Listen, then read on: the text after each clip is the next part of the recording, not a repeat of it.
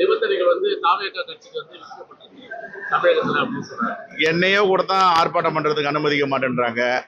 பல முறை கைது பண்ணியிருக்கிறாங்க. சொல்லட்டோமா, 20 முறைக்கு மேல் நம்முடைய ஆட்சி இந்தியா கூட்டணி ஆட்சி, திமுகவுடைய ஆட்சி, நம்முடைய ஆட்சின்னு சொல்றோம். ஆனா என்ன எத்தனை முறை கைது பண்ணியிருக்காங்க கேட்டு பாருங்க.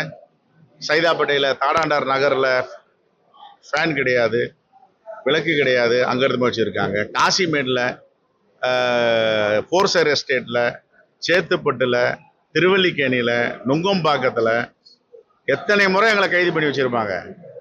இது அரசு காவல்துறை நடவடிக்கை, அனுமதி எப்படி பெறணும், எவ்வளவு நாள் கூட பெறணும் எல்லாம் இருக்கு. அதில் எங்களை கைது பண்றாங்கன்னா நாங்கள் அதை பத்தி கவலைப்படுறதில்லை, அதை போய் அடக்குமுறைன்னு சொல்றது இல்லை. காவல்துறை தன்னுடைய கடமையை செய்து நாங்கள் எங்களுடைய மக்களுக்கான கடமையை நாங்கள் செய்கிறோம். ஜனநாயகத்தின் குரல் ஒலிக்க வேண்டும்.